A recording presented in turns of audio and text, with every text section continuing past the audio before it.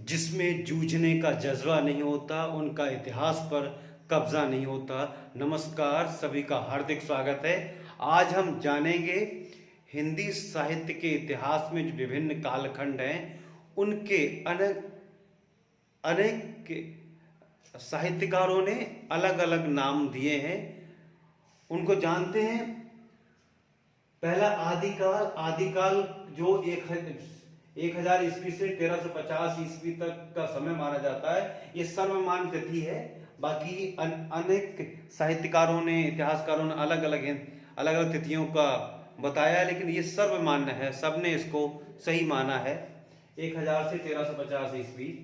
इसमें वीर आदिकाल को वीरगाथा काल कहा आचार्य रामचंद्र शुक्ल जी ने, आदिकाल कहा हजारी प्रसाद द्विवेदी जी ने, और इसको चारण काल कहा डॉक्टर रामकुमार वर्मा ने, बीज वपन का काल महावीर प्रसाद द्विवेदी जी ने कहा, और इसको सिद्ध सामंत का काल राहुल सांकृत्यायन जी ने कहा था। आरंभिक काल मिश्र बंधुओं ने, और प्रारंभिक काल डॉक्टर गणपत चंद्र गुप्त जी ने कहा। तो इस प्रकार आदिकाल के अनेक नाम जो अन्य साहित्यकारों ने दिए, जैसे आदिकाल तो जो नाम दिया हजारी प्रसाद द्विवेदी ने दिया, आदिकाल को वीरगाथा काल आचार्य रामचंद्र शुक्ल जी ने दिया, चारण काल रामकुमार वर्मा जी ने, बीज वपन का काल महावीर प्रसाद द्विवेदी जी ने, और सिद्ध सामंत का काल कहा राहुल सांकृत्यायन जी ने, और आरंभिक काल कहा आदिकाल को आरंभिक काल मिश्र बंधुओं ने, और प्रारंभिक काल कहा आदिकाल को डॉक्टर गणपति चंद्र गुप्त जी ने। उसी प्रकार भक्ति काल, जिसका समय 1350 से 1650 ईस्वी तक माना जाता है, ये भी सर्वमान्य तिथि है इस काल की। इसे माध्यमिक काल कहा मिश्र बंधुओं ने, भक्ति काल को माध्यमिक काल कहा मिश्र बंधुओं ने। भक्ति काल शुक्ल जी डॉक्टर रामकुमार वर्मा दो साहित्यकारों ने कहा था।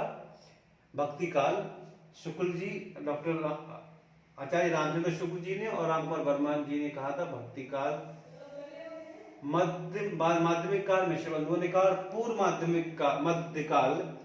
मध्यकाल वो गणपत चंद्र गुप्त जी ने कहा। तो इस प्रकार आगे बढ़ते हैं। इसी प्रकार रीतिकाल का समय 1650 से 1850 ईस्वी माना जाता है, और इस काल का भी नामकरण साहित्यकारों ने अपने अपने हिसाब से अलग अलग किया। तो रीतिकाल को अलंकृत काल मिश्र बंधुओं ने कहा, रीतिकाल रामचंद्र शुक्ल जी ने और डॉक्टर रामकुमार वर्मा जी ने कहा, श्रृंगार काल विश्वनाथ प्रसाद जी ने कहा इसको रीतिकाल को, और कला काल से कहा डॉक्टर भगीरथ मिश्र जी ने कला काल। तो इस पर और आगे बढ़ते हैं। इसी में जो आधुनिक काल है, आधुनिक काल का समय 1850 से अब तक माना जाता है, और आधुनिक काल में से आगे बढ़ने पर बहुत सारा भारतेंद्र युग आया, द्विवेदी युग, छायावादी, प्रगतिवादी युग, फिर प्रयोगवाद आया, नई कविता आई। अब नई कविता का दौर चल रहा है। तो इस जो आधुनिक काल के अंतर्गत ही सब आता है। तो 1850 के बाद में जो गद्य का इतिहास शुरू होता है, गद्य काल शुरू होता है। तो आधुनिक काल को गद्य काल भी कहा किसने? रामचंद्र शुक्ल जी ने। और वर्तमान काल का मिश्र बंधुओं ने। और आधुनिक काल से कहा हजारी प्रसाद द्विवेदी। आधुनिक काल नाम दिया था हजारी प्रसाद द्विवेदी ने। इसे गद्य काल का, क्योंकि गद्य रचा जाने लगा, तो गद्य काल इसको नाम दिया रामचंद्र शुक्ल जी ने। और वर्तमान काल मिश्र बंधुओं ने आधुनिक काल को कहा। इस प्रकार के चार जो काल हैं हिंदी साहित्य के इतिहास के, चार कालखंडों में जो बांटा गया मुख्यतः, उन चारों कालखंडों के जो अन्य मेन मुख्य नाम और अन्य जो साहित्यकारों द्वारा दिए गए नाम हमने जाने। चारों कालखंडों का समय हम समझा जो सर्वमान्य समय है, जो सबने सबको तिथियों को स्वीकार किया, उन्हें जाना। नमस्कार, फिर मिलते हैं। जय हिंद।